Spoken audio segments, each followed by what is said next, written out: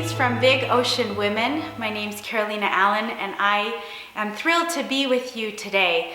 Last year, amidst all of the different pandemic situations, we weren't able to meet together in person, and this year we are just fortunate to be meeting online, and we're so grateful for that. We do miss seeing all of you and seeing you face to face and all of the warm embraces from our friends around the world, but we are so thrilled to be addressing you today. Thanks for making time out of your busy schedules to sit with Big Ocean Women and to learn a little bit more about who we are, what we're doing, and what we call our global sisterhood. So the title of the presentation that we are putting together for you is Global Connections Bring Global Progress. And you'll be hearing from myself as well as many Big Ocean Cottage leaders, which are our local chapters that span the globe, and they will be talking about the many ways in which Big Ocean Women philosophy and our cottage model and our network has really impacted them for good in various ways. You'll also be able to hear from beautiful musical presentations. We hope that they're uplifting to you. You'll be hearing other inspiring messages and some really practical, everyday resources that we want to share with you. So my part of the presentation is going to lay the foundation philosophically so that some of the other things that we talk about will hopefully build upon that.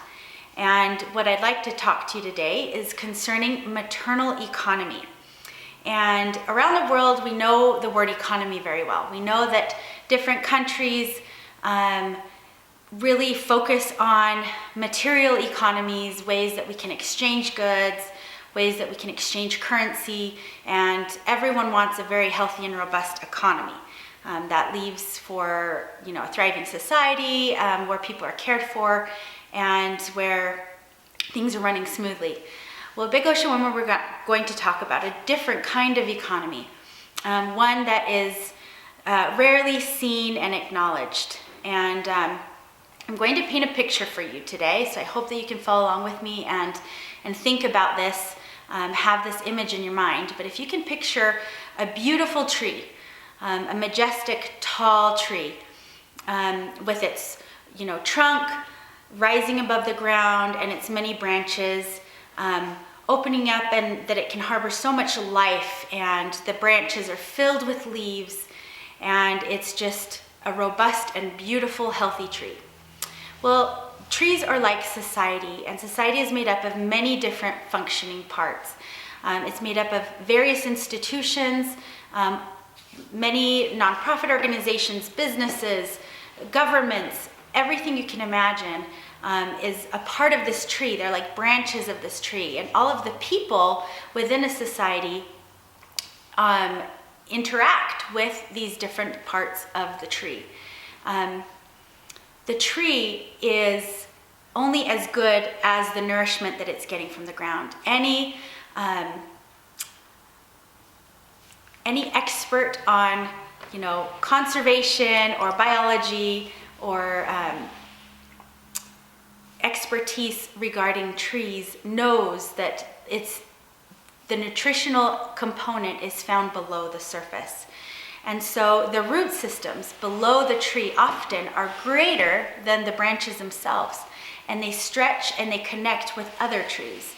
And so the root system is the key component for a healthy and thriving tree.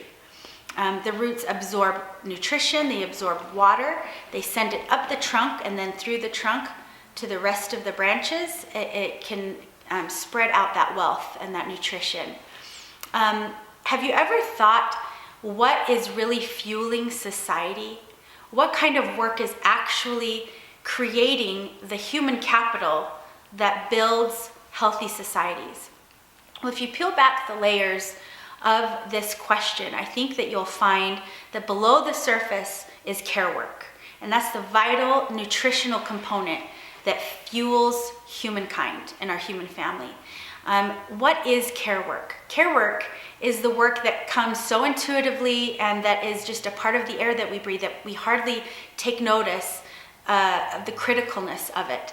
And so it can be anywhere from feeding your family to washing clothes to reaching out to help at a school project with your children, or to volunteer at the local bake sale. It's service, it's service within your home, and it's service within your community. All of this is care work. It's caring for our elderly parents, our children. It's making sure that people are clothed and fed and emotionally stable through goodness and kindness. All of these many seemingly small acts actually build a sturdy foundation for thriving societies.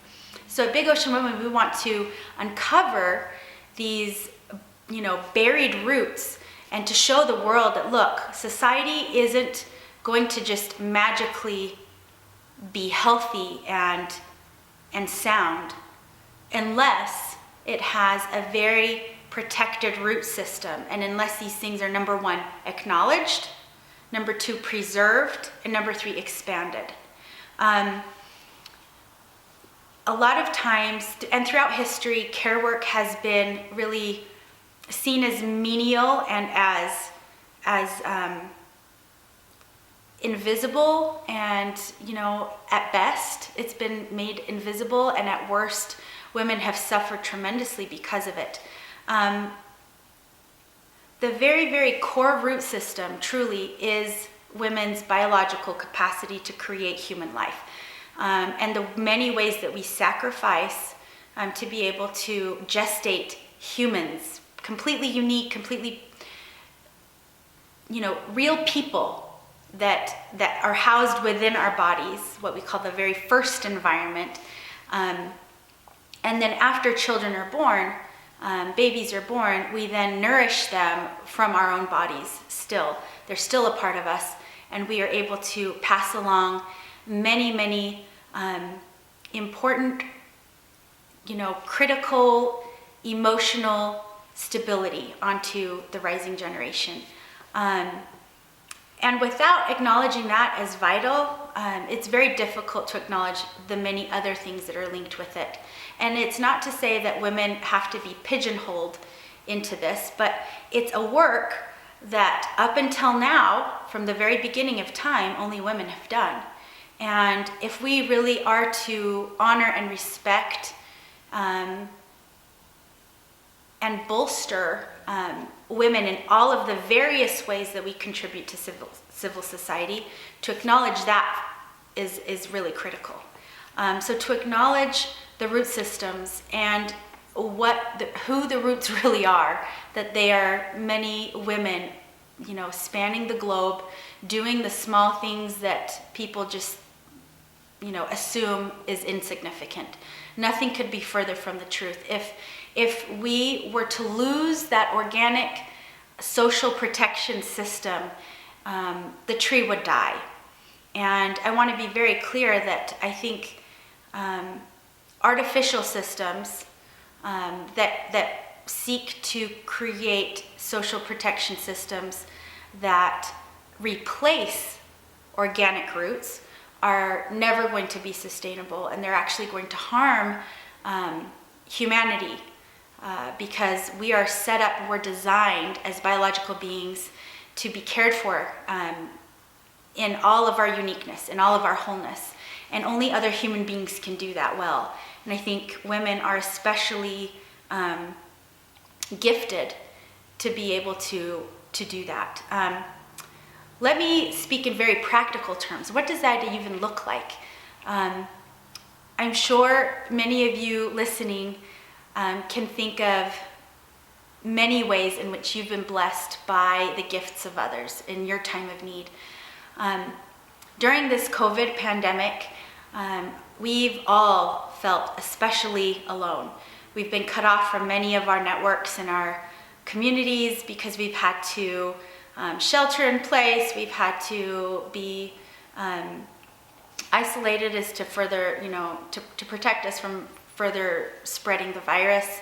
And that's left us feeling so many negative emotions. But at the root of it, it's all been because of loneliness. But we've seen very clearly how we have suffered in physical ways when markets have been shut down and we have no access to food or water or medicine. We've seen that we've been impacted emotionally when we haven't been able to tend to our elderly the way that we've wanted. Some have perished alone in nursing homes without their families surrounding them. So that's been emotionally devastating.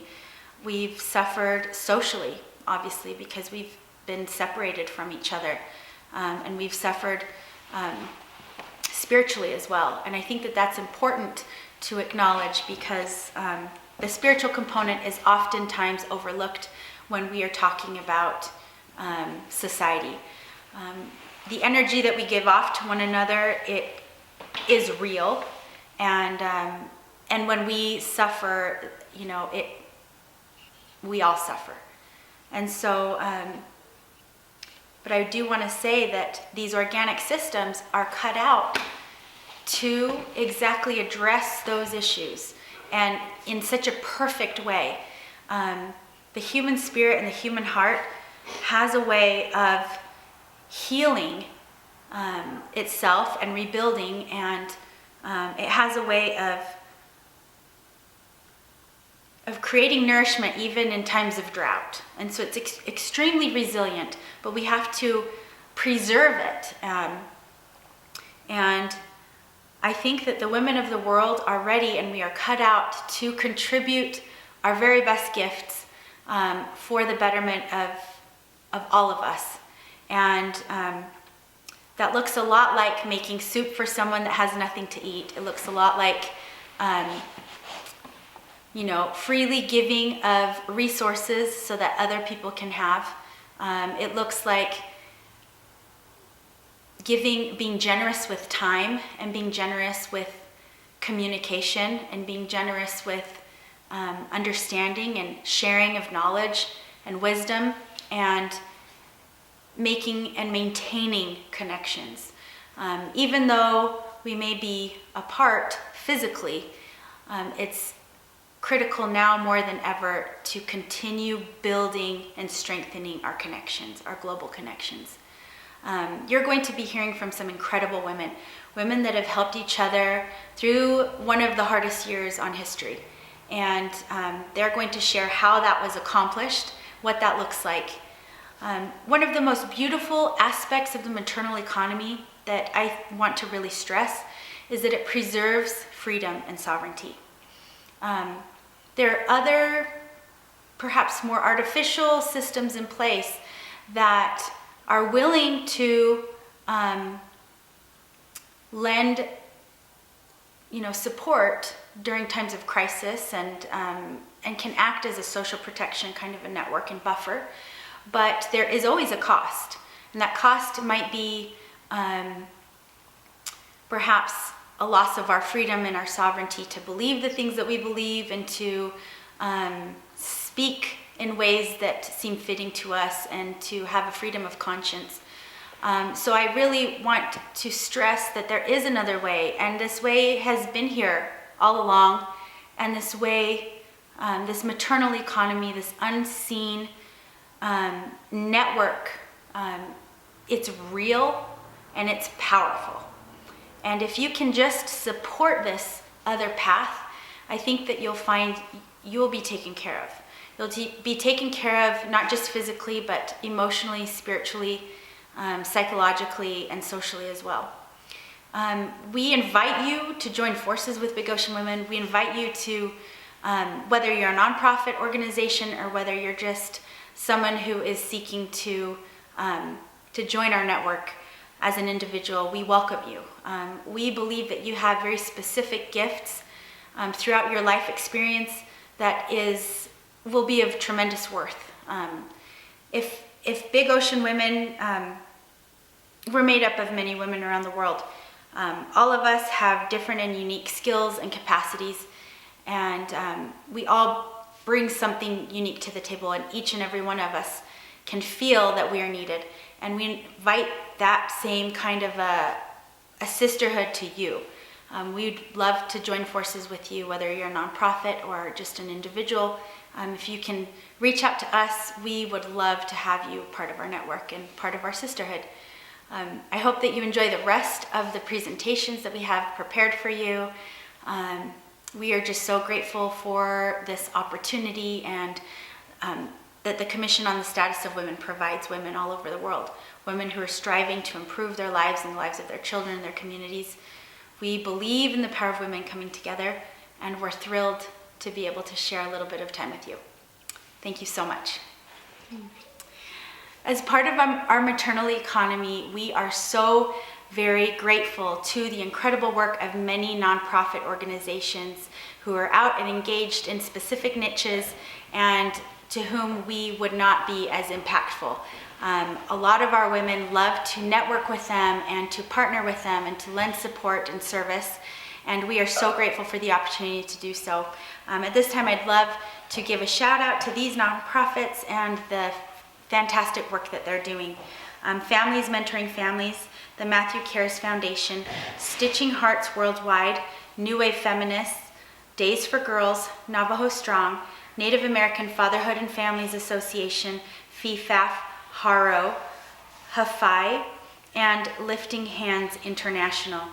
We hope that you can look these organizations up and that you can lend support to the incredible work that they're doing. Thank you so much.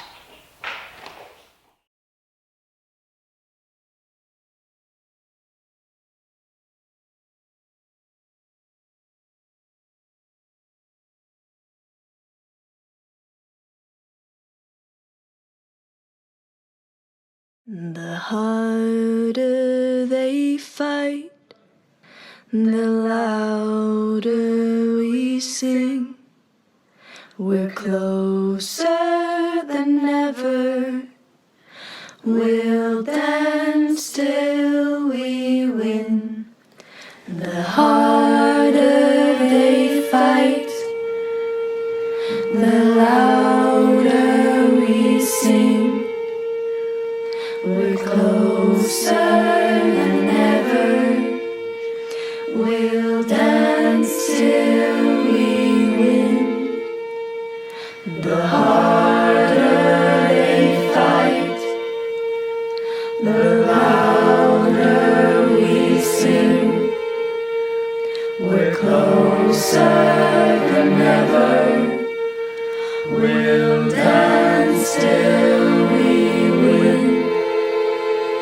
The harder they fight, the louder we sing. We're closer than ever. We'll dance till we win. The harder they fight, the louder we sing. We're closer than ever. We'll dance till we win. And one day we'll meet again. We'll meet again in a homeland of freedom.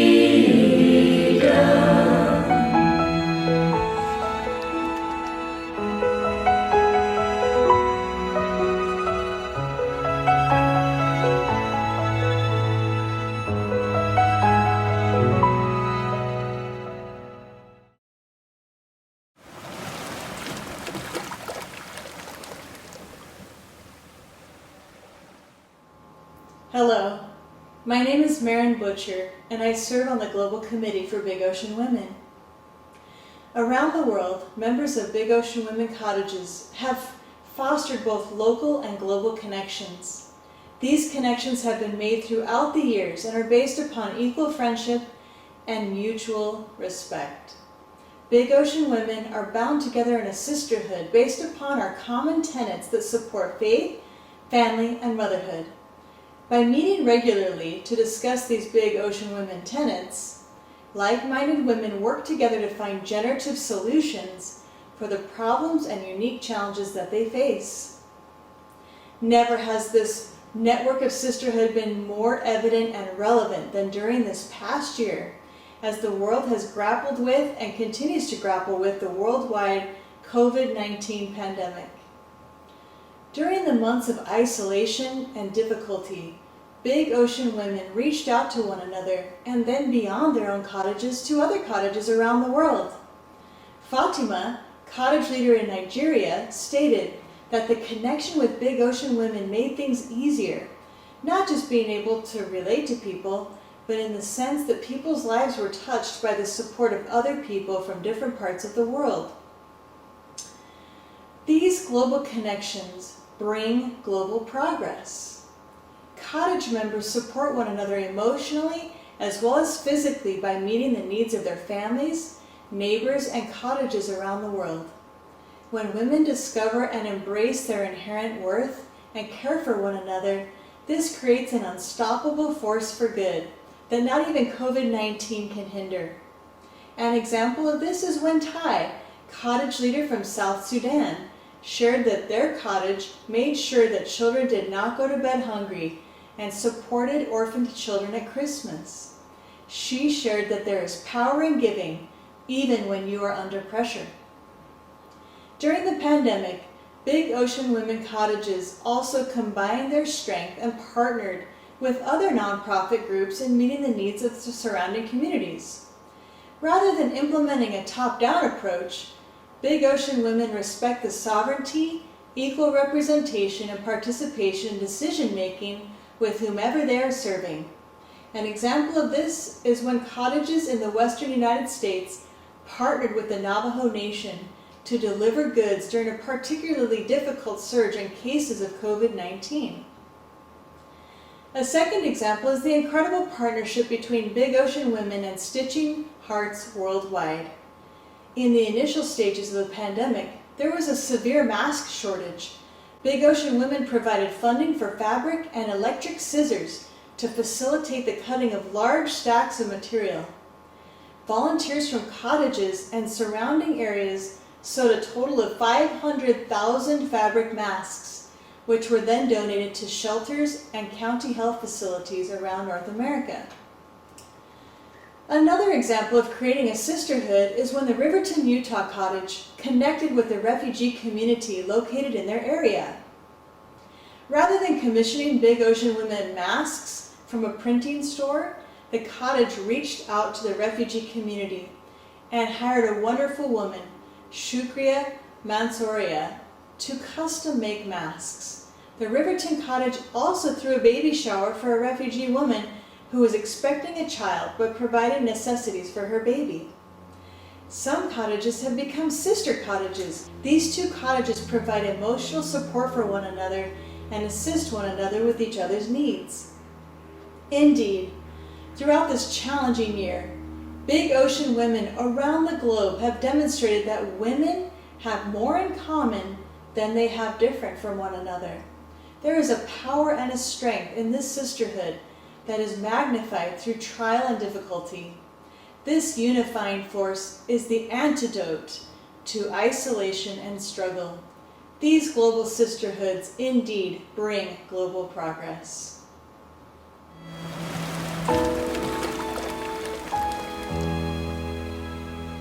My name is Mombedo Njwahera from Liberia, from Fiamma Cottage, and I am a Big Ocean woman. I am a big wave in a big ocean of women like me. Thank you. Welcome. My name is Anne Inoue Takasaki and help lead the local and international chapters, or what we call cottages, of Big Ocean Women. Our cottages are made up of like-minded women who meet regularly to discuss our tenets and to find solutions for the challenges that they face.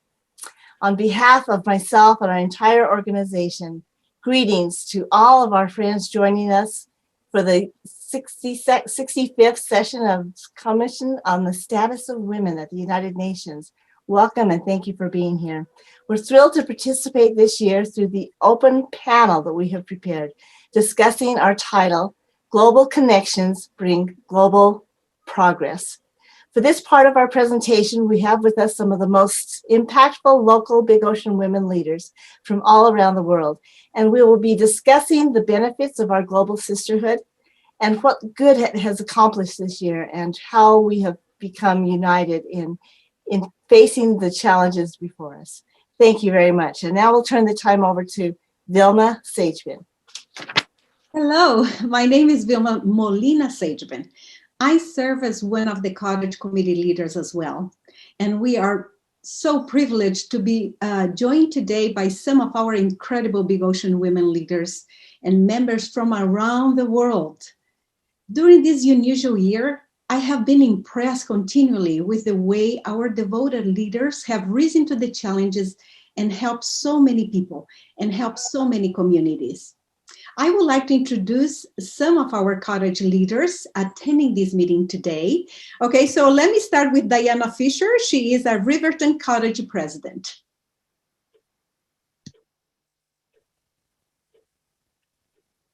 Hello, we have several members in the community in the South Salt Lake area. It's a group that's growing as well. Several neighbors, especially since we started helping some refugees, have shown some interest. So it's a great group. Thank you so much, Diane. And now I would like to introduce you Gloria Boberg. She is from St. George. She is the president of St. George Cottage. Hello, everyone. It's really nice to be able to see all of you today and join with my Big Ocean Women sisters. We have roughly between 18 and 20 members right now. We're really grateful for this opportunity, so thank you. So good to see you, Gloria. Thank you. And now I would love to introduce you Nikki Brown from Texas. They have been doing wonderful things, as the same with the cottages around the world. Hello. We have an awesome group of women, kind of ebbs and flows, who's able to participate at different times. There are like 10 to 15 that are participating any given time. So, yeah.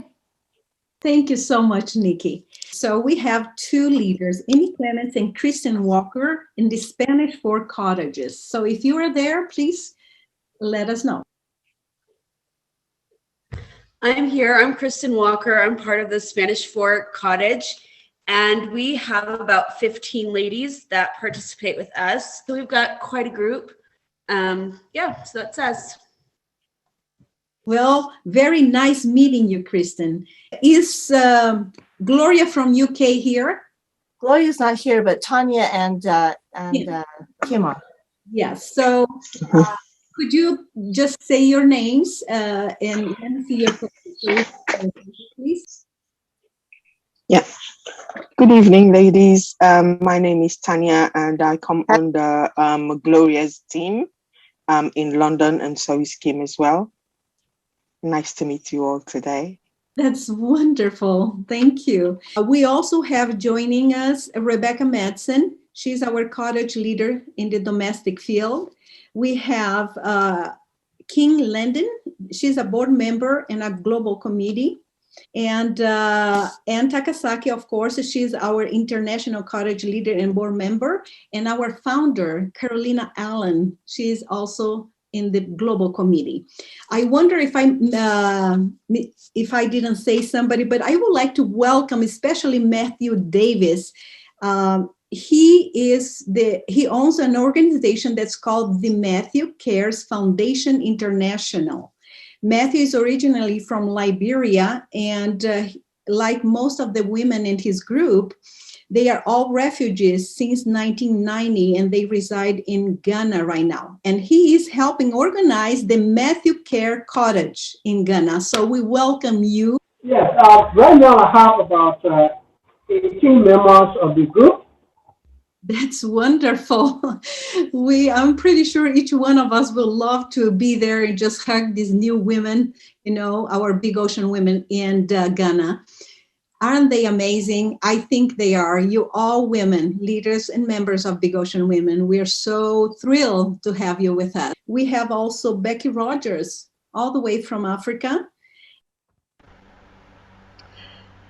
My name is Becky Rogers, and I am founder of Families Mentoring Families. We're a proud partner of Big Ocean Women and also of building cottages here as well. We are based out of Ghana in West Africa, and we work specifically to support families, to strengthen them, helping single mothers to develop self-reliance and skills trainings and literacy, and also helping women and children rescued from sex trafficking and other kinds of human trafficking to develop the skills that they need to be able to take care of themselves so that they can stay safe. And we're really happy to be part of Big Ocean Women. We are excited about the work that's happening here and the organization and the coming together of these amazing, amazing women from all over the world. It's an exciting time. Fatima, welcome. Okay, my name is Fatima, and I'm in Jos, in Nigeria. The Nigeria Pioneer Cottage has about, as at our last meeting, we have about 45 members now, though I want us to verify to know those who are truly committed and all that. But as at the last meeting on Saturday, we have 45 members. So that's wonderful. Welcome, Fatima.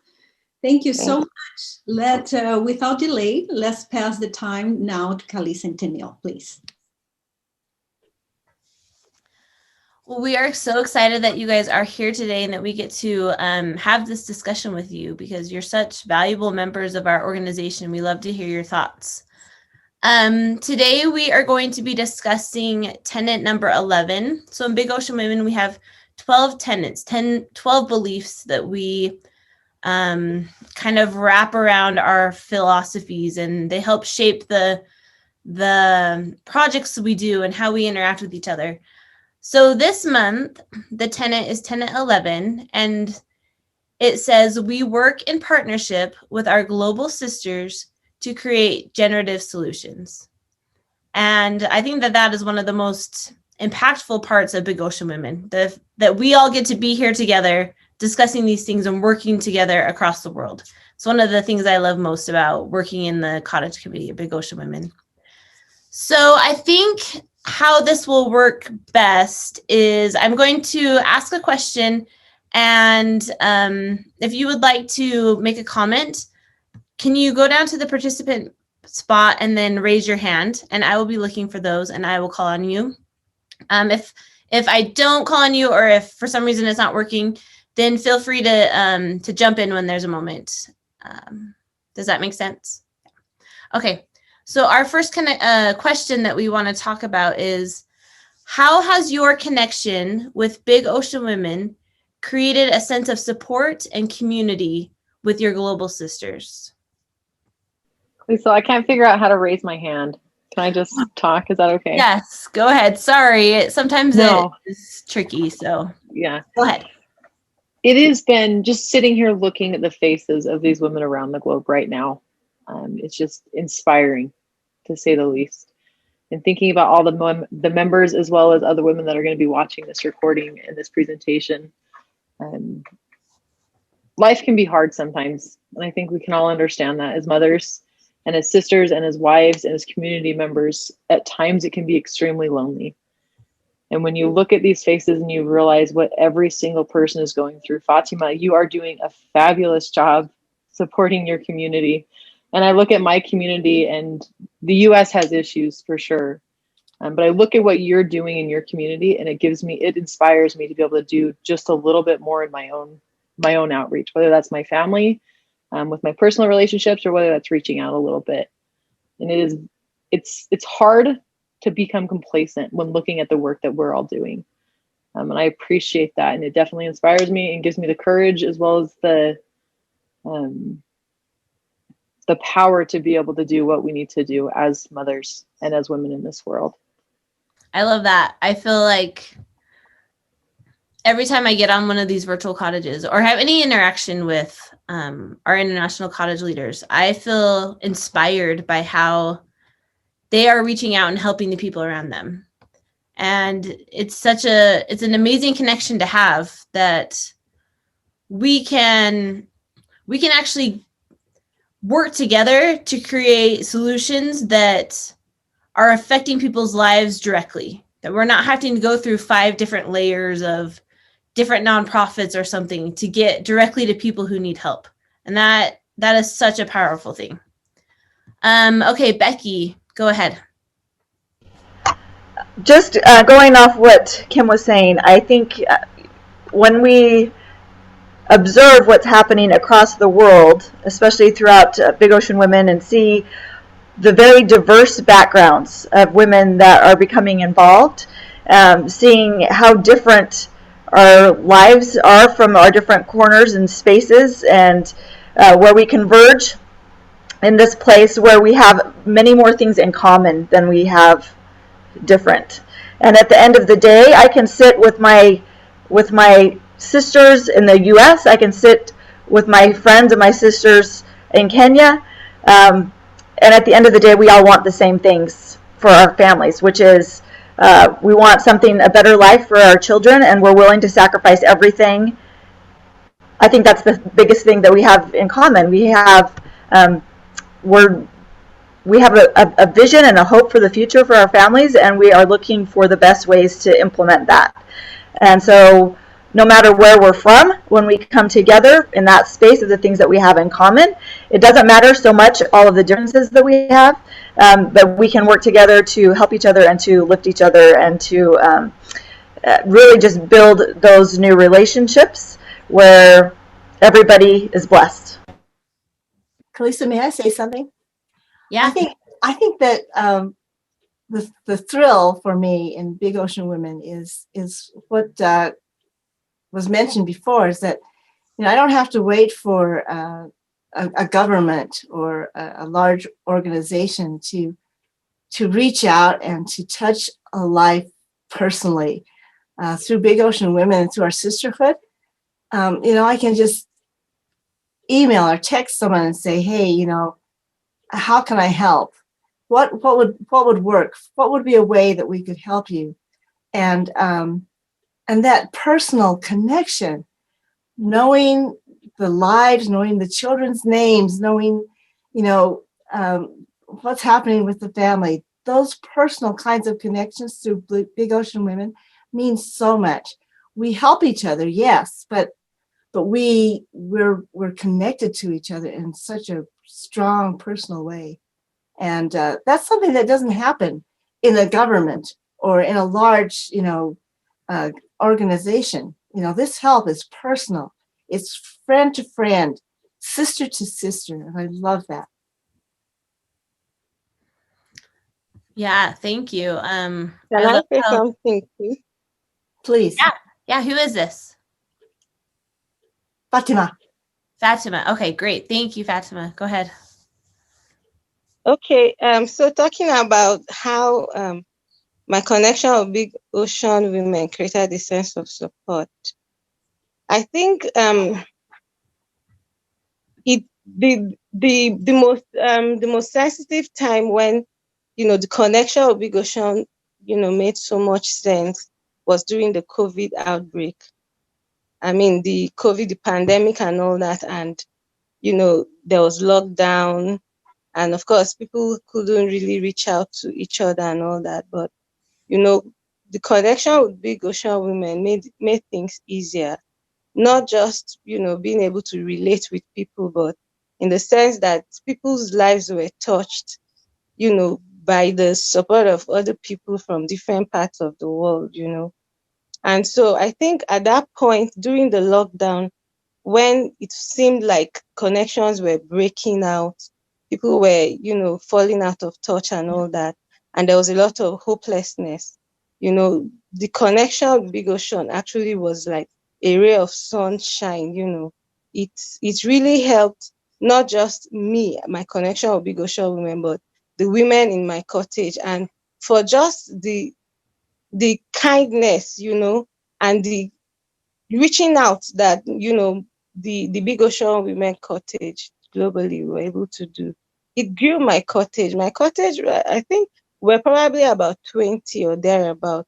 But, just that sense of community, knowing that some people out there you have never met physically, do not even know you by name, care so much for you at that time when everybody was looking out for themselves meant so much. It meant so much. It grew the cottage, and I see that it even increased the commitment of the members of the cottage. And so I think a global sisterhood like this, most times when it's really effective, when you really get to speak that language of love, is in times like when we had that lockdown and all of that. And it just created an opportunity for people to really show that, yes, we are connected. I feel your pain, even though we're having different challenges, it affected us differently. But despite that, we're able to care for each other, look out for each other. For me, that was really big, and not just me, but my cottage. Thank you. Yeah, I love those comments. Some of the things I heard that really struck a chord with me were that we were able to reach out and connect with each other, even when things are going wrong, even when we're stressed. We have a support out there that cares about us.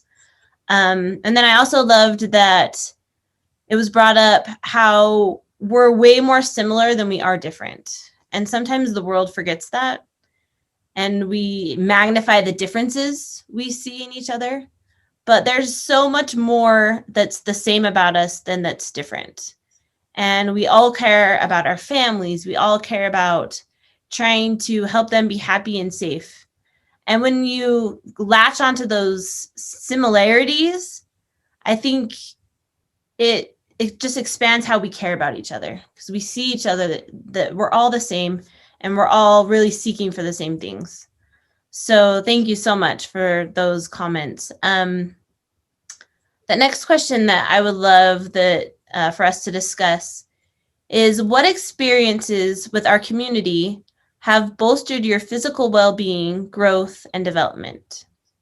Fatima, would you mind kind of leading out on this one? I know that you were able to do a lot with some of the aid that you received during the COVID time, and maybe you could talk about how that helped your cottage's physical well-being or their development. Well, I think just building on what I just said in answering the first question, the experiences, how do I put it now?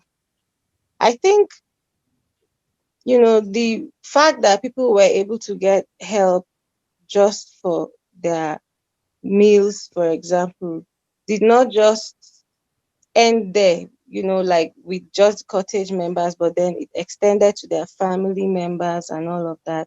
And then, just knowing that there are people, I have people out there who do not know me, but care so much about me, is lifting, not just physically in terms of having something to feed on, but, emotionally, and there's this encouragement. There's something about just knowing that there are people out there that you care about. There are people out there who are concerned about you.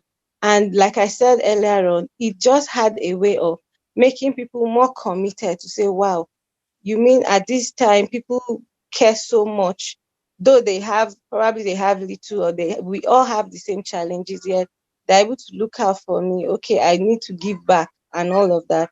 And so in a way, it grew the membership, like I said, and grew commitment.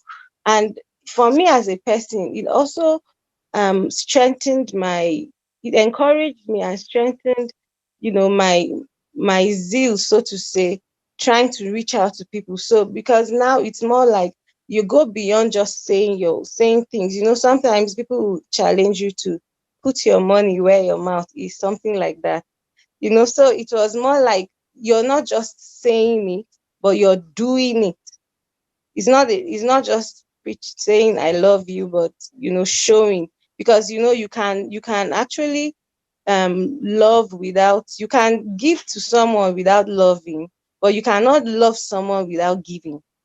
So it makes a lot of sense, and it helps people not just. So speaking for my cottage, it helped us to grow, not just physically in terms of having something physical, but then emotionally it encouraged us. And I think that it grew us so much that as at our last meeting, I remember that we had our last meeting on Saturday, and I remember that at the point when we closed and were leaving, there were people who were actually running to meet up because we had new members.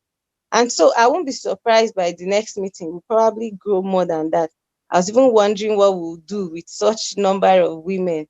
But there's a joy, there's just this joy seeing people that, wow, so all these people are here because of what we're doing. And the tenets we discussed, talking about women are worthy of respect and all of that. The discussion, it went into so many other things. And I saw that it touched people's family issues, current issues that people were going through, because it extended from just talking about women as givers of life, so to say, to the fact that women also have to care for the children and guide them and all that. And I realized one of our members had issues with her son who wanted to get married, and then she was telling the son, oh, I don't like this girl for so reasons. But the discussion in a way made her bring out that discussion, and she got a lot of counsel. And so I think that this connection is really far-reaching. It's not just reaching out to the physical people there, but it has a rebound effect on people who are connected to those who are within, the cottage. Thank you, Fatima. That is beautiful. I love how you said that. When you reach out and help people with their physical needs, that isn't the end. Hopefully that is just the beginning of your relationship with them and how that can grow. Kalisa, I know that Diane is doing something really, really powerful with her cottage in terms of meeting someone's physical needs. And I wonder if Diane would talk about that. I'd be happy to. So a Big Ocean friend introduced me to a refugee mother that's in my city. And so last week, I went to meet her and I made a new friend. And I came back to our cottage, and our cottage met together and talked about how we could support her with this new baby. And they were so thrilled, just thrilled to be able to support someone close by. So while it's global, in the sense that we're, connecting with people all over the world, I'm also connecting with people all over the world that came to my own city and down the road 30 minutes. And so we're really excited. And the people, a couple of members of our cottage committee have reached out to their neighborhoods who are thrilled to be able to say, let's help this particular refugee mother. And she has other friends who she said she would be willing to help with the things as well. So I think something's rolling forward that's going to be really, really good. Thanks, Diane. I think when you get women together and you give them an opportunity to serve, it's magic, because that's what they want to do. That's what they love doing. And it just blesses the giver, it blesses the receiver, and then those end up switching around a lot during life, but it's just a wonderful cycle. I was wondering if Ty or the London Cottage would be willing to comment on how their physical well-being, growth, or development have been improved with your connection with Big Ocean Women. Hi everyone. Sorry, I violated the rule. I'm not in a place with lights and I'm in a car going to the airport. That's okay. Sorry about that. Happy to see you all. I think for me personally, Big Ocean Women supported me in different ways, to the extent that I felt like I have a personal growth, and I felt like whatever that I'm preaching for and whatever change that I'm trying to make, it has started with me, starting from prioritizing my family, having time with my kids, the importance of being with them, spending time with them and going out with them and bonding with them. It is something that I haven't done in a very long time, in a way that at some points I miss that connection with my kids, and I thought that I was always working for them, but I realized that by the end of the day, they don't need the money that I make. They just need me to be there for them. And the past 1 month or the past 2 months made me learn the importance of being close to my kids and build that, bond and relationship with my family.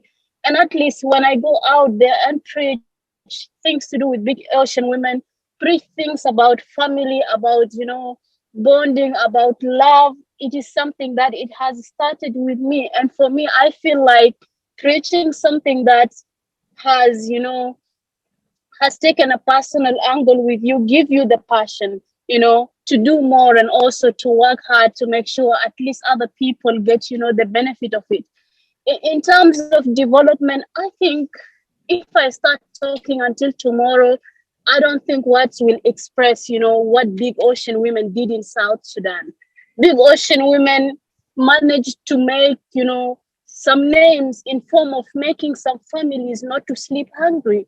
Big Ocean Women supported orphans who lost hope and gave them hope for Christmas.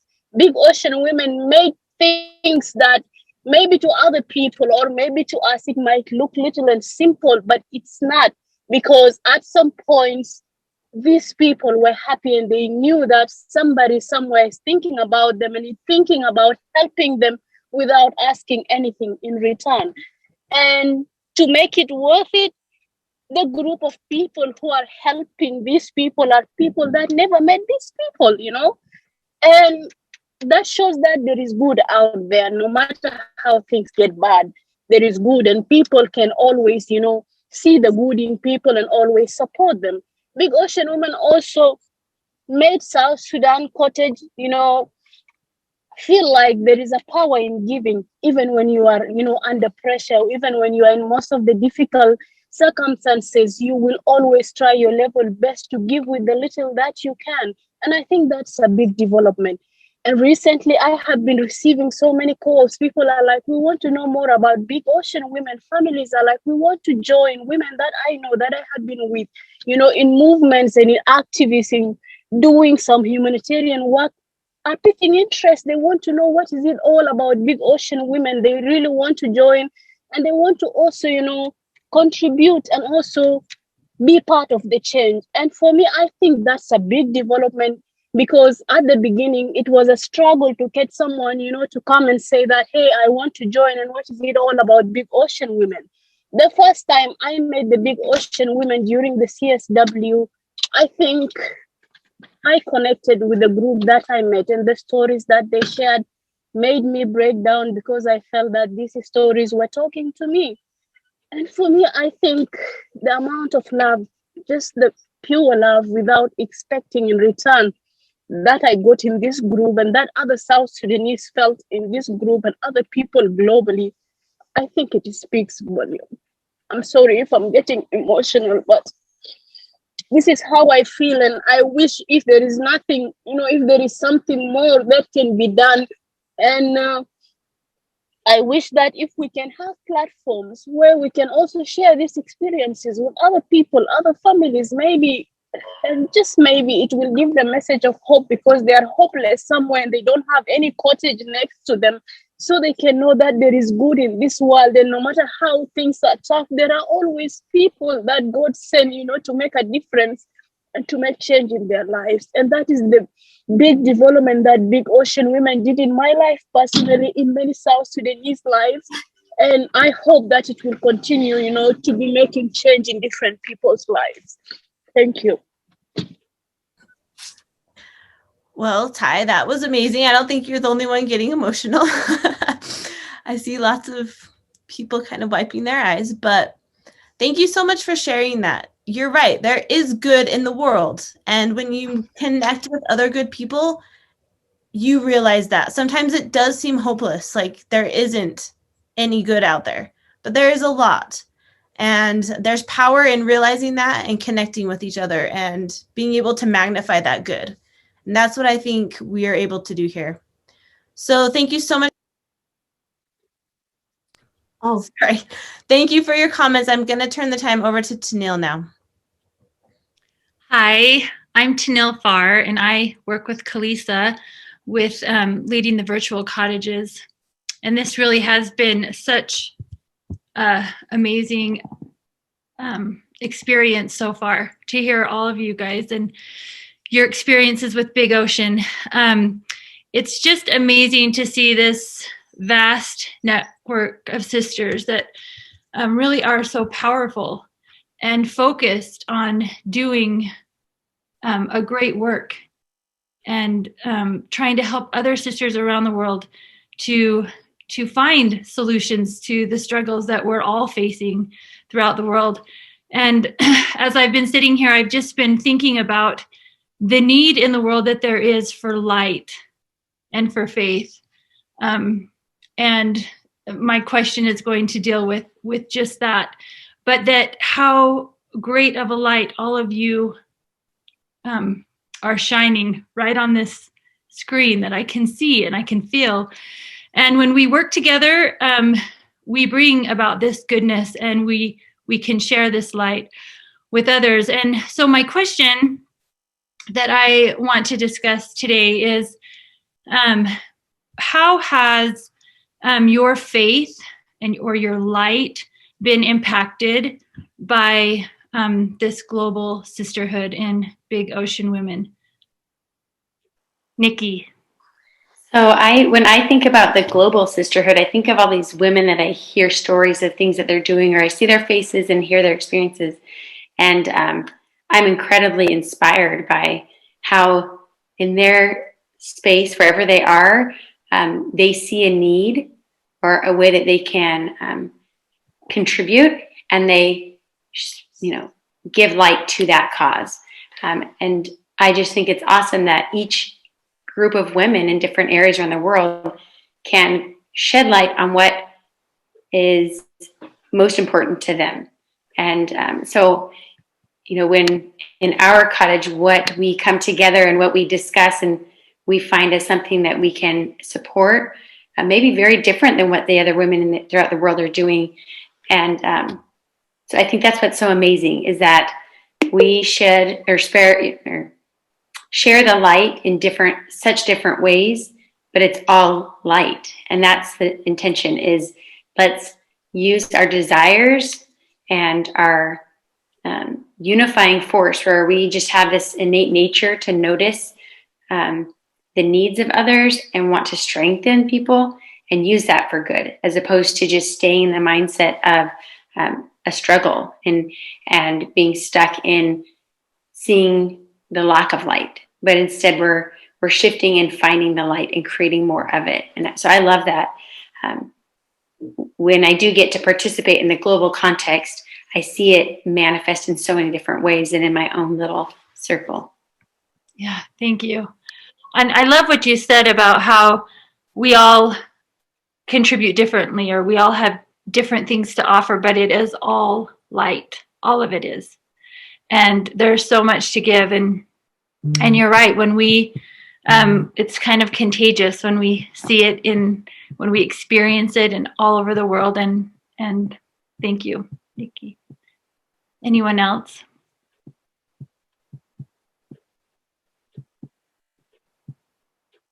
Rebecca, did you, or Becky Rogers, one of you two, raised your hand and lowered it?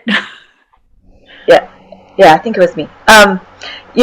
Just as you're talking, the thing that's coming to my mind is in the very beginning of all of the COVID lockdowns, in Ghana we had a lockdown for several weeks where people couldn't go out and work. And before that time, where everyone was preparing for it, and all of the foreign organizations, all of the expats, all of the government, the foreign governments, like embassies are closing. Everyone said, you can stay, but you're pretty much on your own. And we didn't know what was going to happen. We did not know what the future was holding. And so we basically just watched everyone leave. And we were here thinking, what happens next? We don't know what to do.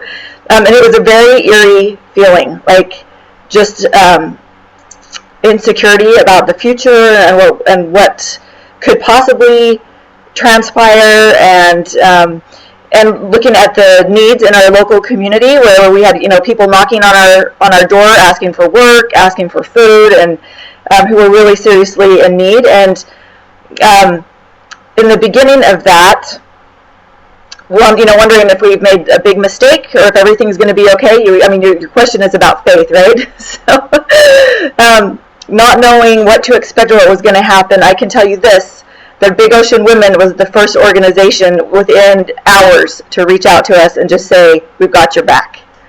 Like, we are aware of the situation. We are aware that you're there, and please let us know if there's anything we can do to help. Please let us, just keep us posted on what's happening. And it was so comforting to me.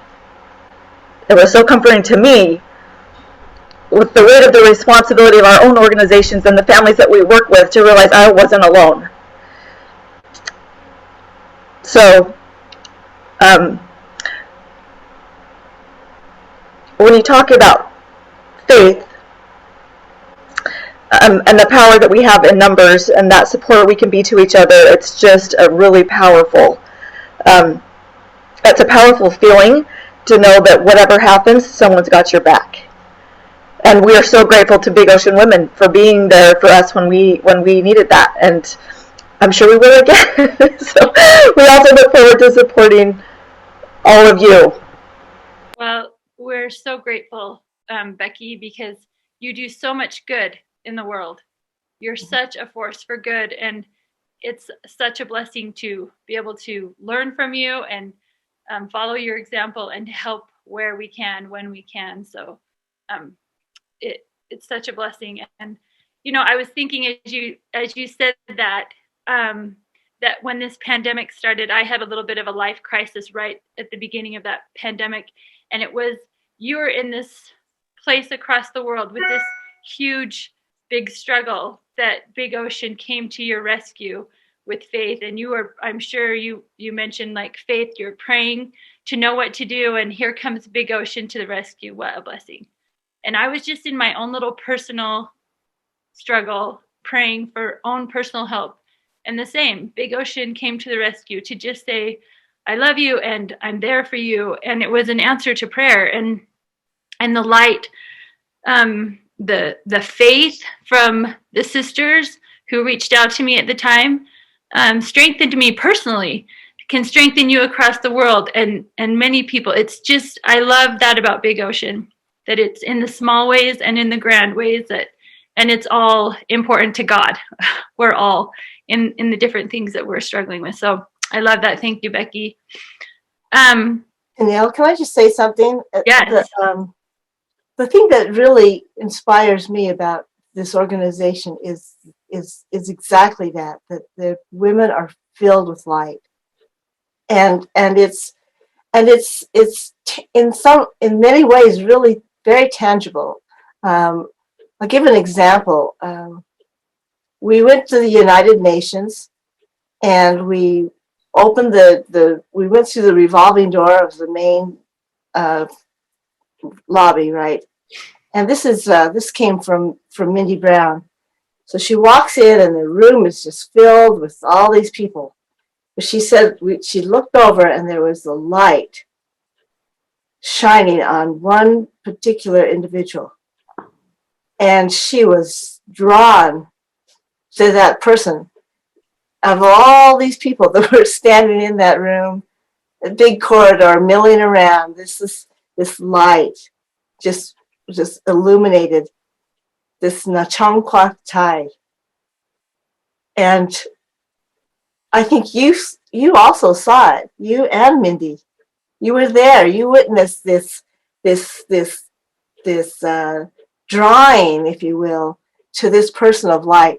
And we feel the same way about each one of you.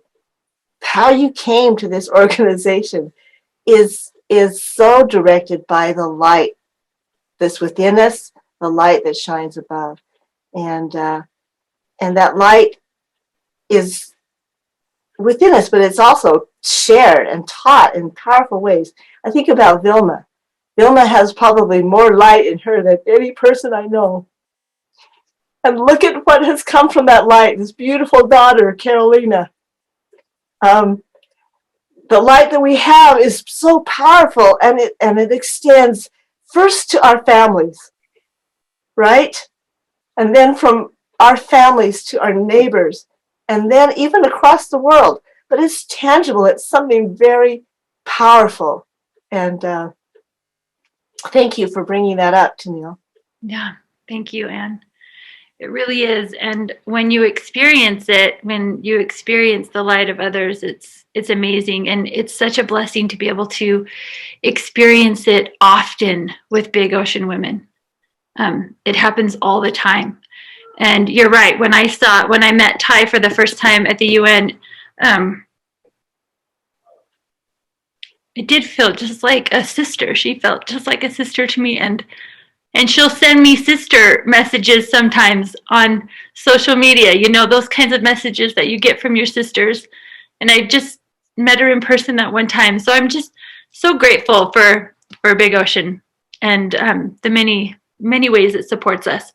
And these kind of go together, this faith and emotional support and strength that we receive from Big Ocean. During this pandemic, especially, the world has been in need of emotional support. I see it in the youth that I have in my home and that come to my home, and in myself. There's just so many struggling with emotional strength at this time and during this global pandemic. And so how have you either been strengthened emotionally or been able to share emotional strength through Big Ocean Women, you know, in your experiences with this global sisterhood? How have you felt that emotional strength? Can I just share something with my beautiful sisters? I think faith is Big Ocean Women first tenet. And it is faith that is the moving force behind this organization. I love when you say that you didn't feel alone, because in reality, we are not alone, because we have a powerful force behind us. And I think it's faith that brings hope to the hopeless, that bring faith to the faithless, courage to the discouraged, love to the broken, power to the powerless. And it's through faith that in our Creator, that we can do, as ordinary women, do extraordinary things. Mm-hmm. And as I see your story behind this, from these women who feel insignificant and see the power of these leaders, it strengthens my own testimony, my own faith. Because in reality, Big Ocean Women is the power, but behind the power of Big Ocean Women, it is our faith. That's what it shines. That's what we see our women shining so much. Thank you, Vilma. It's true. This light and this faith that we carry is what is the driving force to all the other things that we've talked about today. All of the things that we have spoken about, and this light and strength. And when we follow that compass that we have inside of us to share that light, then we can do great things and strengthen. Carolina has her hand raised. Yes, I just saw that.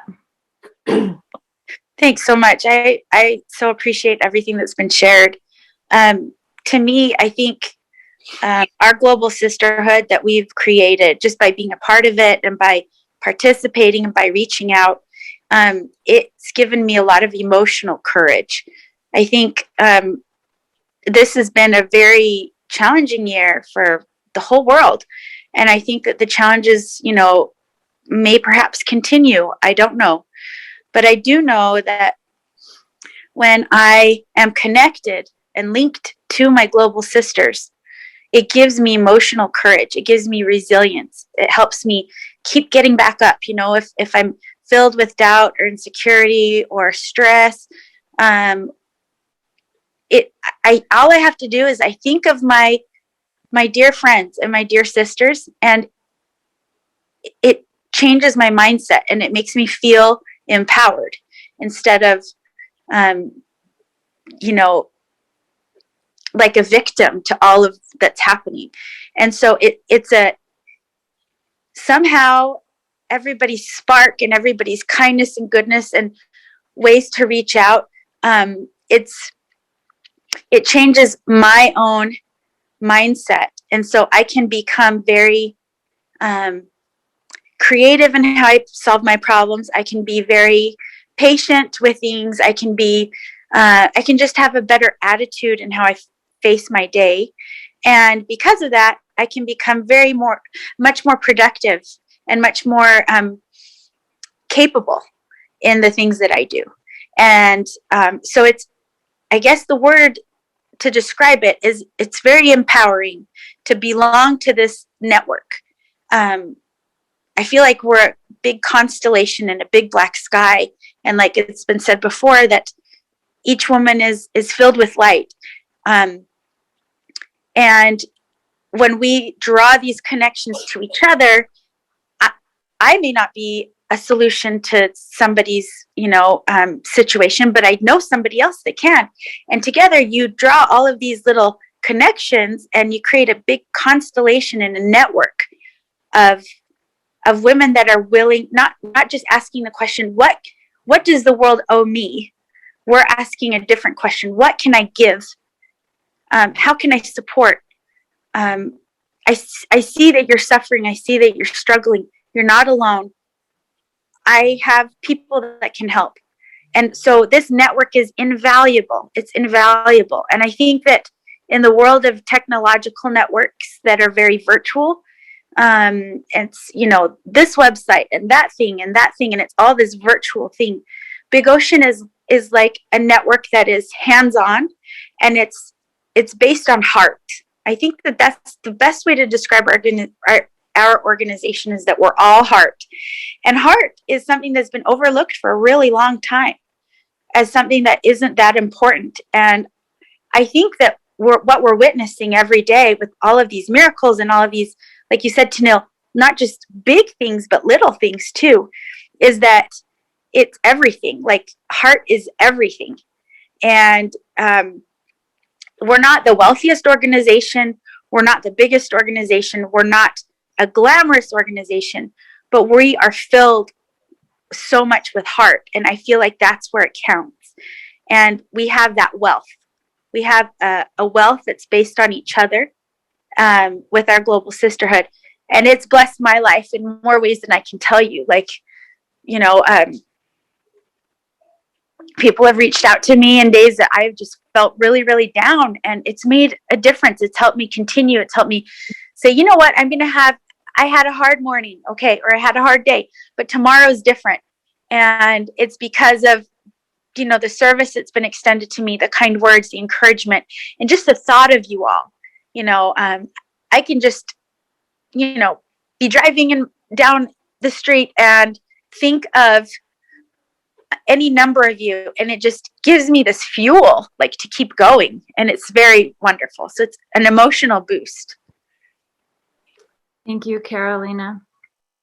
I think that we have all been really uplifted and enlightened today in this cottage meeting, in this virtual cottage meeting. I know I have, and I'm just so grateful to be a part of this global sisterhood. And we recognize that there are so many of you who have unique gifts and talents and skills to offer the world. And we know that your contributions will be of great worth, and that they're much needed in the world today. So we hope that you'll join our movement and our organization. And you can find us on bigoceanwomen.org. And if you'd like to just attend a virtual cottage meeting and be a part of the conversation and see what it's like, you can get on our website and there'll be a link to that virtual cottage meeting. They are every single month, the very first Wednesday of the month at 11 o'clock Mountain Standard Time. So we would love to have you join us, and we hope that you all are that you all have a wonderful time, a wonderful day, and we see you later. How do you end that? See you later. Thank you. Thank you. Bye, ladies. Bye.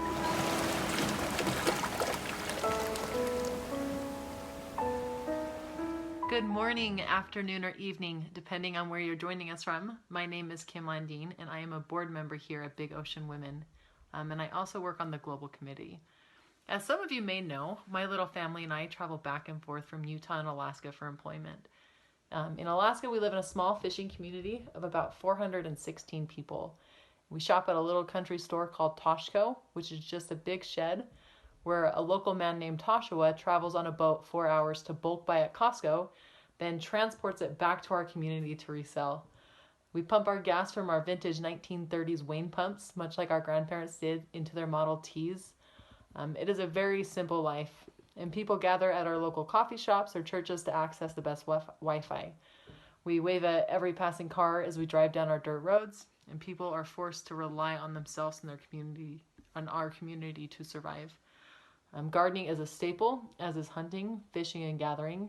However, the heartbeat of our community are the events.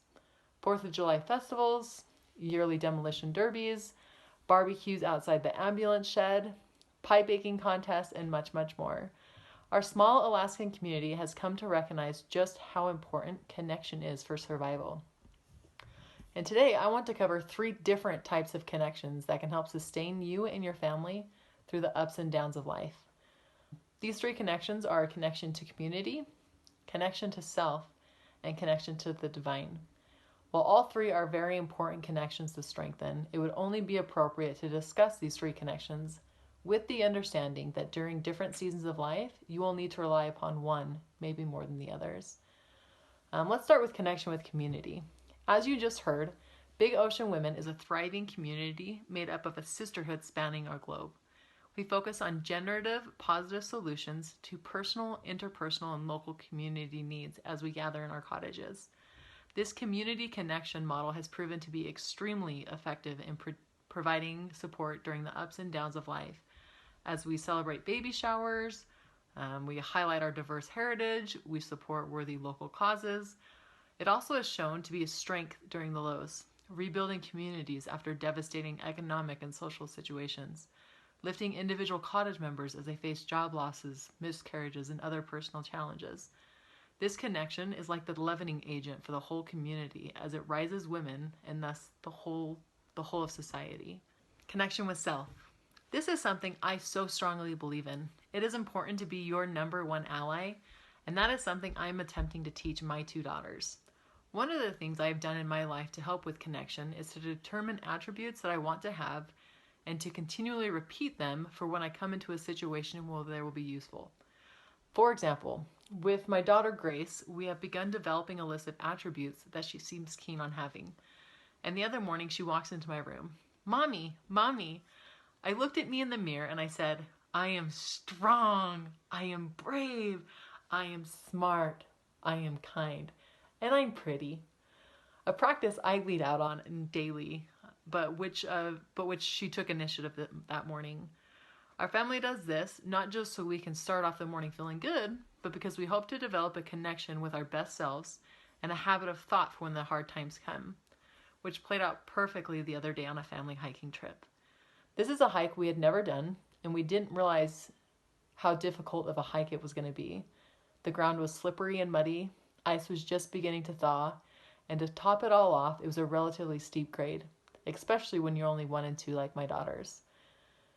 Determined to continue on the trip, we began the hike upwards. About 20 minutes in, I hear Grace telling herself after a rather steep part, I am strong, as she takes another step forward. After a particularly hard slip, she then says out loud, I am brave, as she uses her walking stick to stand back up. It is this connection with self, the focus on positive attributes, that is proving to be a great tool in navigating the hike of life, and one that provides a connection with self when life muddies the waters. The third connection I want to talk about is with divinity.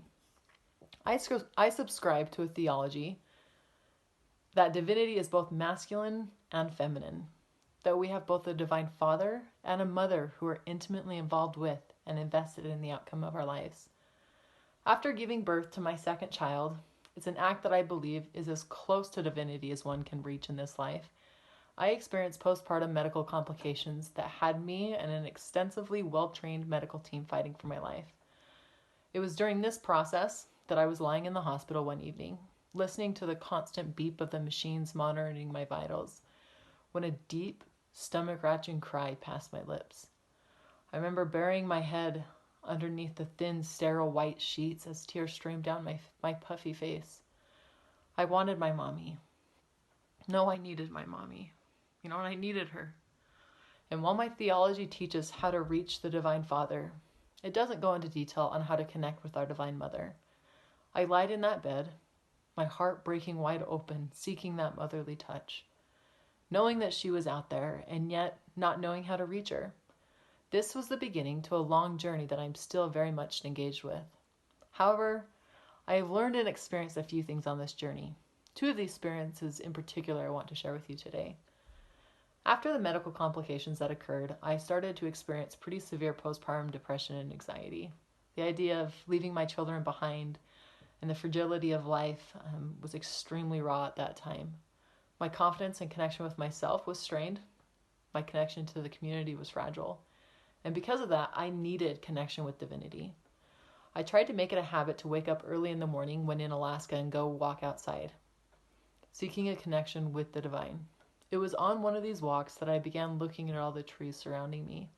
They were everywhere. In my studies, I had come to learn that the Divine Mother is often depicted through literature and art in the form of a tree. As I continued walking down this dirt road, I brushed up against an evergreen branch. As I pulled away, I felt the cold dewdrops fall down my cheek, and it felt like a cold, wet kiss. The thought came into mind, she is here. She is always here. And it's up for you to recognize her and come to her. The second experience was with a mama brown bear. As some of you know, I deeply, deeply identify as a mama bear. Don't mess with my cubs, or you're going to be seeing the bad end of my claws, and you may or you may not be coming out of the woods. It had been another emotionally difficult day, and that evening I went for a walk down by our river.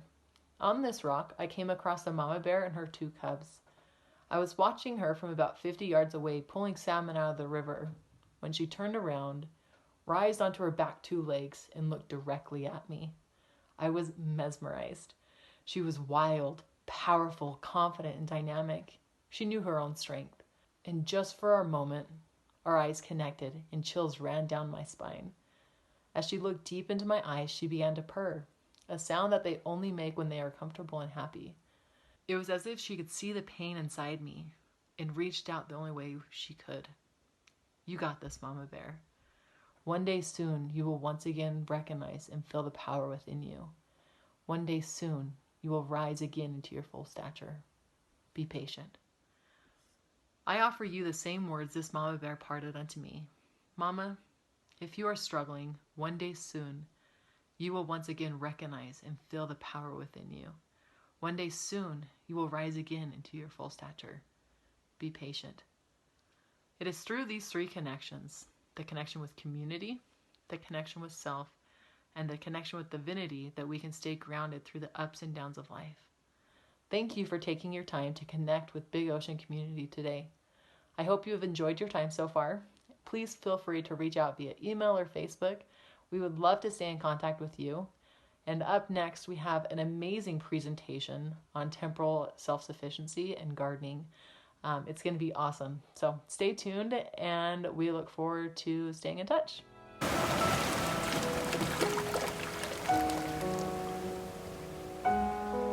Good morning, everyone. I'm Kathy Ma'ululu, and I am one of the many Big Ocean Women Cottage leaders. I also sit on our Global Strategy Committee. Okay, today we're going to be talking to you about some principles, production, preservation, and propagation of food.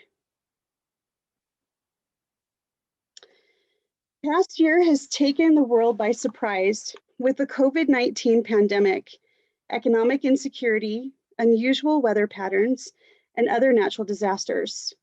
Through our global sisterhood, we have learned some principles that have helped us navigate these unique challenges. The first is knowledge and skills. We've heard in previous sections of today's presentations examples of how women throughout the world have used their skills and knowledge to strengthen and support each other over the last year. Knowledge is powerful. The more we know, the more we can employ our knowledge and skills to bring about positive outcomes.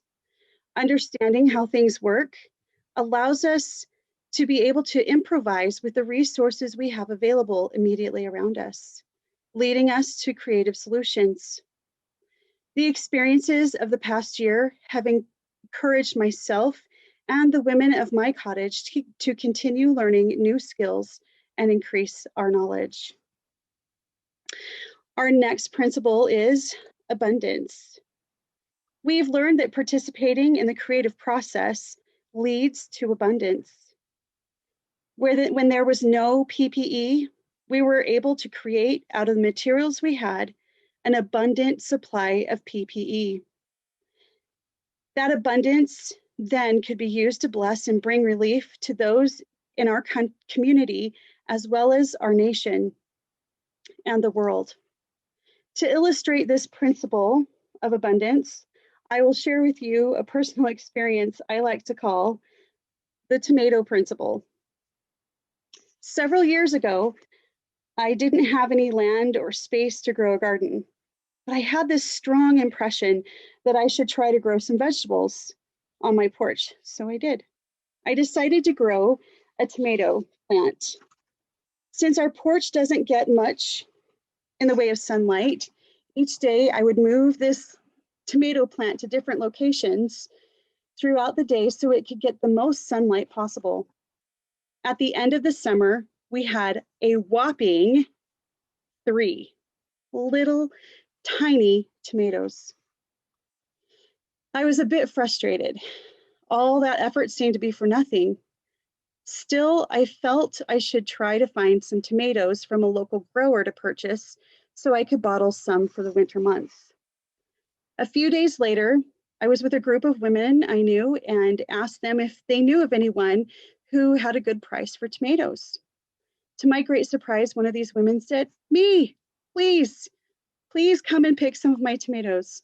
I have all I can store and my plants are still full. You can have all the tomatoes you want." She was so sweet, and I thought maybe we would be able to get a couple jars of tomatoes. So I gathered my kids and we went to her garden.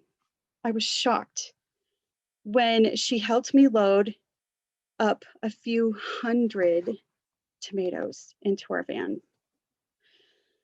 As a woman of faith, I believe in God, and I believe that He can multiply our efforts by any number He chooses. But 100 times 0 is still 0. We have to put forth some effort. That day, He multiplied my 3 tiny little tomatoes by 100. We had enough tomatoes to last us an entire year.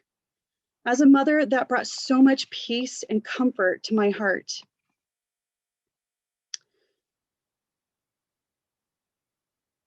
And that my love and appreciation for my friend continued to grow. Since this experience, our family has been able to grow our own garden, and we've been able to share our harvest with others. You can see through this example that when we engage in the creative process, our efforts are multiplied and many people benefit. Our next principle is self-reliance, an integral component of a maternal economy. Self-reliance can be defined as using all your knowledge, resources, talents, efforts, and abilities to find creative and generative solutions to one's problems. We have seen how becoming more self-reliant has afforded us to provide better for ourselves while making it possible to better help and serve others. Part of self-reliance involves preparing for any type of potential emergency. When we do, we are better equipped to have the necessary knowledge, understanding, skills, resources to assist our family and community. I have seen these efforts reduce anxiety and strengthen relationships.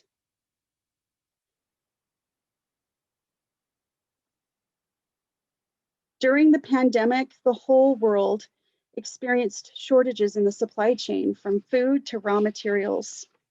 This breakdown in supplies left many people throughout the world feeling fearful and uncertain. One way we can work towards being more self-reliant is to produce some of our own food.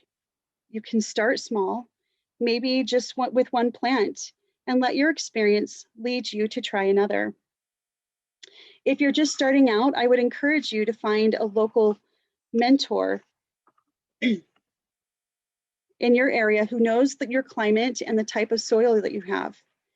Their knowledge and experience will be very valuable to you. Another local resource for you would be look up your local extension office. Most countries have them. Often the extension office will have information on how to get started and how to amend your soil, what foods are easy to grow in your climate, and much more. What if you don't have land or space? If you have a window with sunlight, you could grow a plant in a container in your window. Maybe you have a neighbor or a friend who would let you grow some things on their land, and you could share your produce with them. Another gardening option is vertical gardening. This usually involves using containers that can be hung on a sunny wall, or it may be as simple as climbing vegetables like squash or beans on the side of a trellis or a wall. Another option is hugelkultur. Hugelkultur has been used for centuries. It's a German word that basically means hill culture. It is a gardening method that creates hills or mounds from layering wood debris and other organic materials and soil until the mounds are anywhere from 2 to 10 feet above ground level. Then plants can be grown all the way up on the mounds on either side. This method adds nutrients to the soil and helps retain moisture. Companion gardening is another method of growing complementary vegetables, herbs, and flowers to attract good pollinators and detract non-beneficial insects. This method also leads to better vegetable production as well as balancing the soil. This was the method I used last year in our garden. And it was so uplifting to see the beauty of the flowers and the vegetables growing together. It made it such a peaceful and beautiful space to work in and enjoy with my family. I invite you now to embark on your own self-reliant journey. Just remember, you can start with something small, even if it's just one plant. Everyone can do something. Great things grow out of small and simple things. By choosing to be more self-reliant, you will see your knowledge grow and the law of abundance will increase in your life. I will now turn the time over to Rhonda Hare for our next section.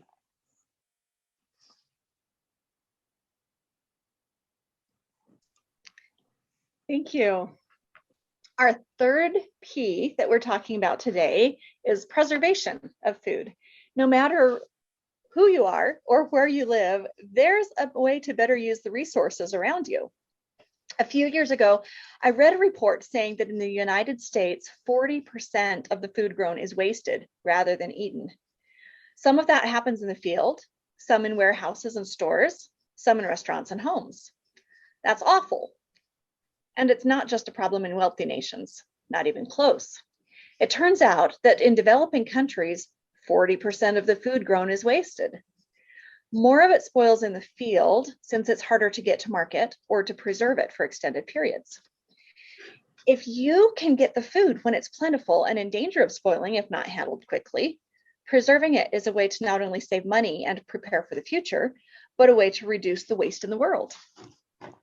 And of course, reducing waste saves money. One thing I do fairly often is buy several pounds of food when it's marked down because of selling its sell by date, take it home and right away preserve it for later. A lot of times I'll cook it, I'll can it, dehydrate it, whatever it needs to be in a size that's useful for my family, or pressure can it for quick meals. Either way, whatever we're eating and whenever we eat it, we're eating at last month's prices or maybe even last year's prices. And yes, in places where it's legal to get a year's supply of food on hand, getting that much basic food is not only doable, but it saves you so much money. In times that prices rise, whether it's because there's a shortage or because there's just a high demand, if I have plenty of food on hand, I can hold off buying until the prices drop.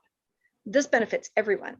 It helps me because I'm eating last year's prices, and it helps my community because not buying the in-demand food then leaves more for the others who still need it.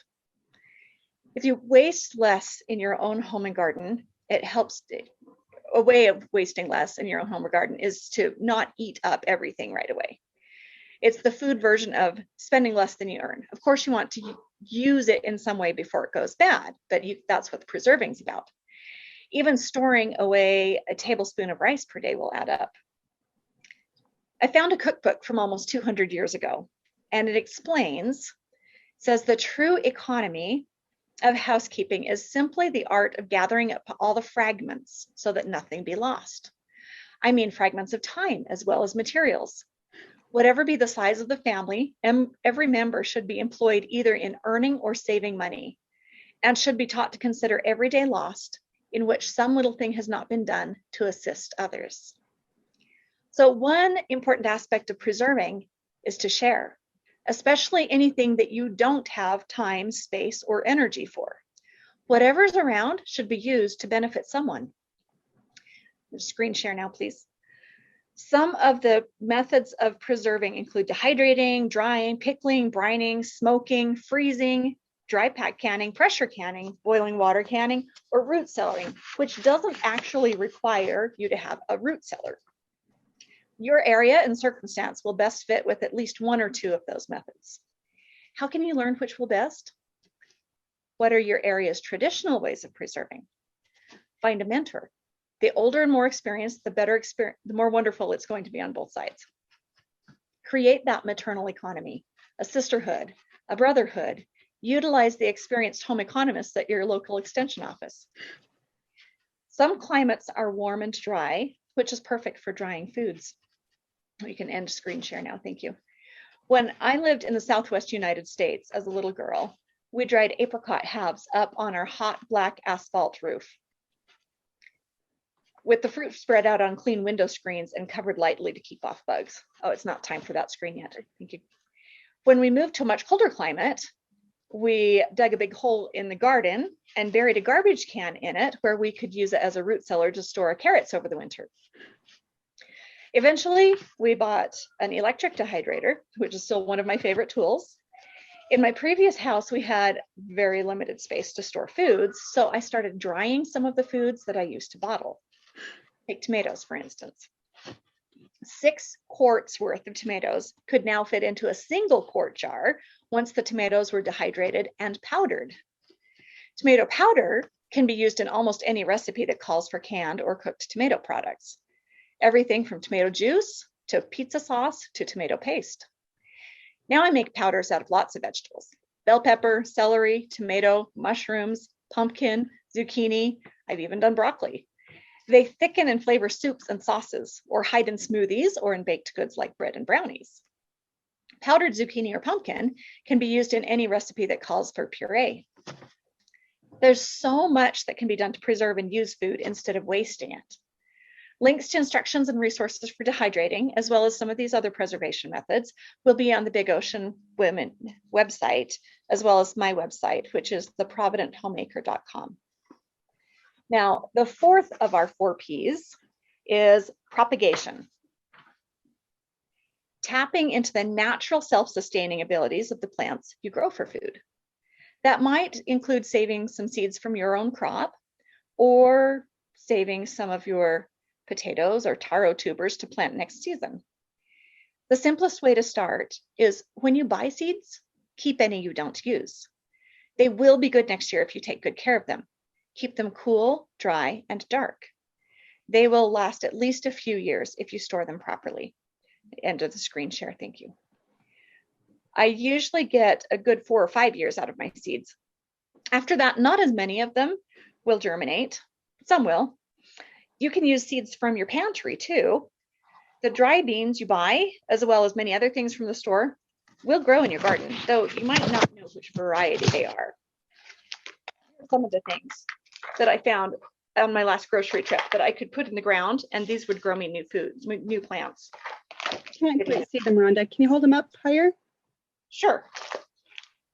There you I go. can't see my screens. There we go. Yes, there we go. So I've got shallots and sunchokes and turmeric root, ginger root, garlic, beans, all kinds of things at the store. You could just get, instead of eating them, you can plant them and they'll grow. Seed saving is part of the normal expected way in some cultures, and there are big reasons to do it. One is the security of having the seeds you'll need without having to rely on local market conditions. Last year, we had a cold, wet spring. I had planted pole beans, and after a month, most hadn't sprouted. I went to the store to get more. There were no pole bean seeds in the store anymore. So of the ones that I grew, that did grow, I let some of them mature on the vine and harvested them dry at the end of the year. And now I have seeds from my own garden ready to plant in a few weeks when I need them. Another reason to save seed is it helps create plants that are adapted to your garden and your climate.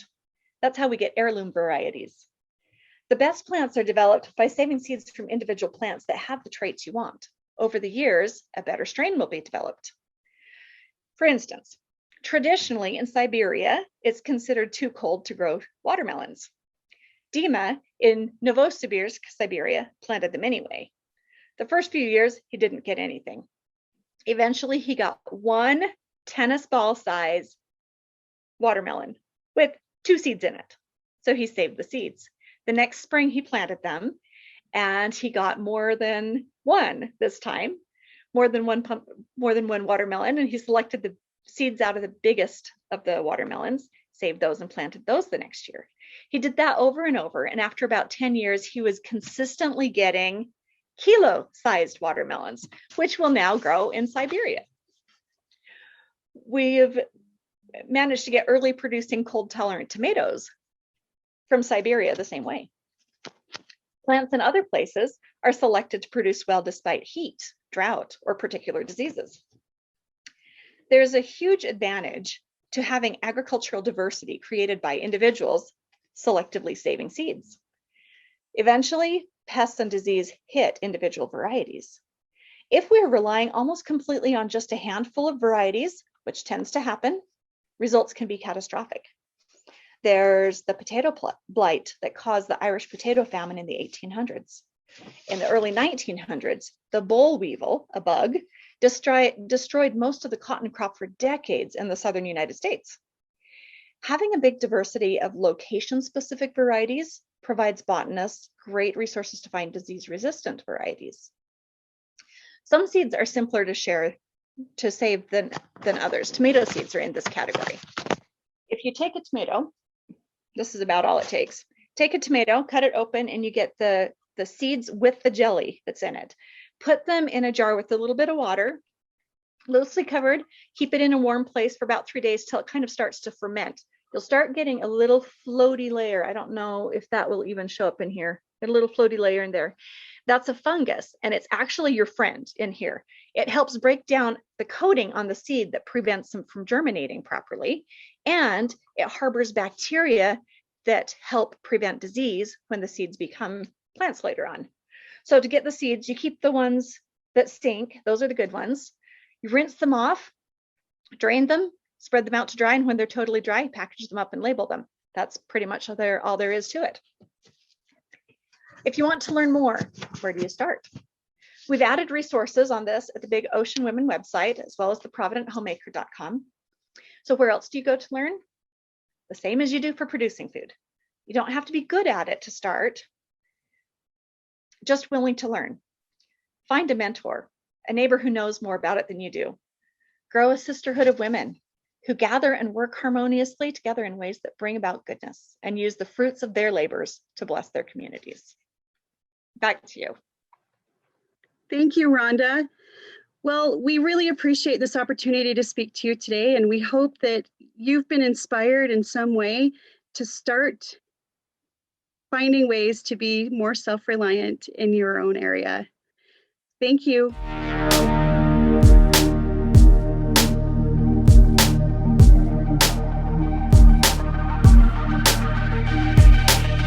Wake up to another day. I don't know if I can face all the fears that are staring me down. Yeah, I'm trying to be brave, but